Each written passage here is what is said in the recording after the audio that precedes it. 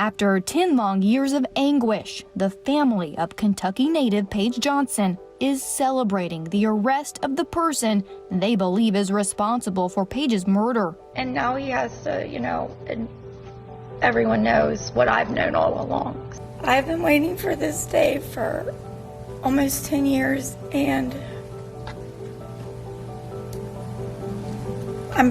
it's a very happy day. The family says from the day Paige went missing on September 23, 2010, at the age of 17, they've suspected the person who last saw her, Jacob Bumpus. I filled up with so much joy when I found out he was arrested, because I've known from the very first day that he knew where she was and he wouldn't cooperate with us. The only way that I know how to explain it is like a complete and total state of euphoria. I'm just so elated that he's finally been arrested, because we've always known from the beginning that he was guilty, but we could never call him a suspect. Paige disappeared after going to a party with Jacob Bumpus 10 years ago.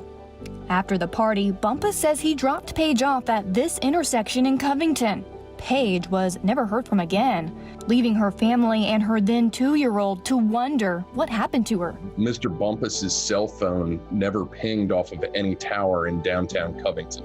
So there's no indication, at least, that his cell phone ever went to the area of 15th and Scott, where he claimed to have dropped Paige Johnson off. While his story troubled investigators for years, Bumpus was never charged. No one has been honest with police about their interactions with Mr. Bumpus, what he said, what he may have told them, where he may have been. His own family, his friends, his relatives have all thwarted police investigations at a number of different turns. The case went cold, leaving Johnson's family to worry and wonder. Finally, in March, after nearly 10 years since she was last seen, Johnson's mother got the call.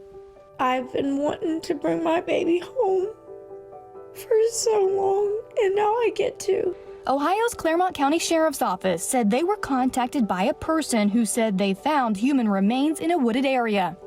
Police said Johnson's body was found near Williamsburg Township in the neighboring state of Ohio, about 30 miles east of where she was last seen. Investigators say they arrested Jacob Bumpus July 28th in Claremont County, Ohio, for tampering with evidence and abuse of a corpse. The tampering charge carries a possible penalty of up to 3 years in prison, and the abuse of a corpse charge carries a possible punishment of up to 1 year in prison. So Mr. Bumpus is facing up to a total of 4 years. Officials say the case is still under investigation.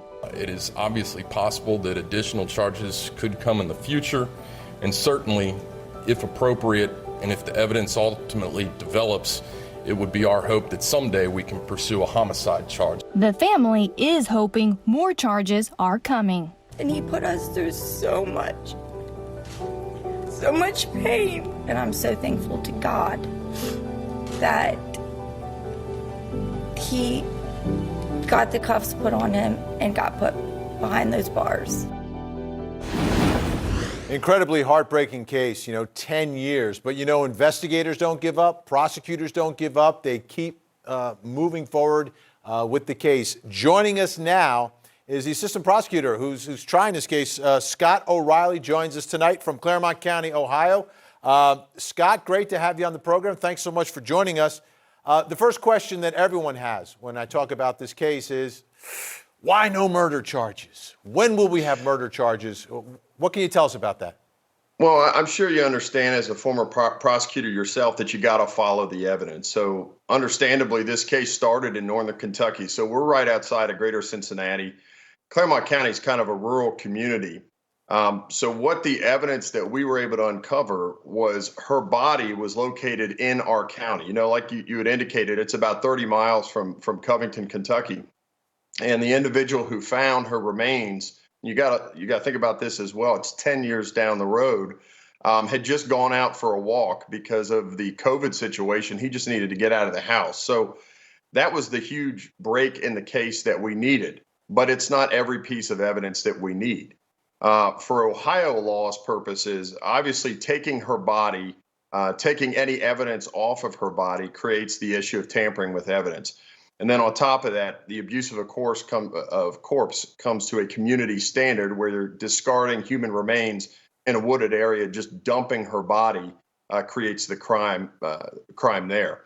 We've got very good circumstantial evidence in this case.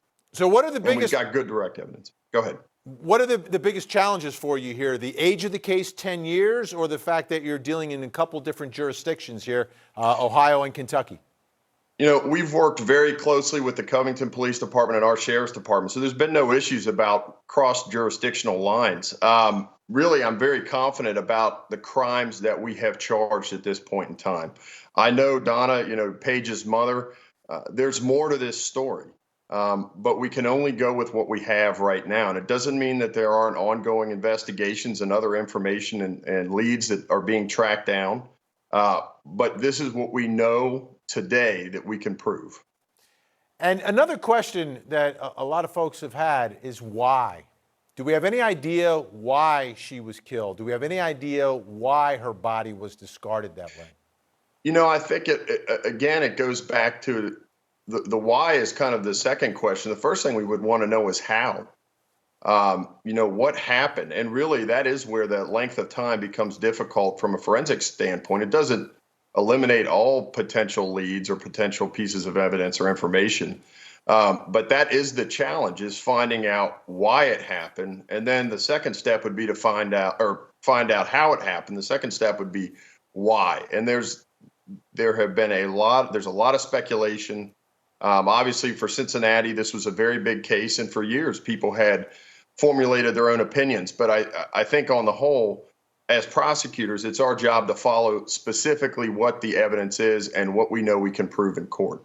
Absolutely. That is your duty, and we appreciate it. Scott O'Reilly, I know you got a house full of kids, and I really appreciate your time tonight. Thanks so much. I hope we can speak again in the future. Absolutely. It's nice to see a prosecutor on here as well. I appreciate that. Absolutely. Thanks so much. All right, folks, we're going to continue to track this case. Right now, there's a trial set conference. That is October 27th. And from there, maybe we'll get a trial date. No trial date set yet. Obviously, there's still COVID issues as well. But when it does get set, you will hear about it and know about it right here on your front row seat to justice.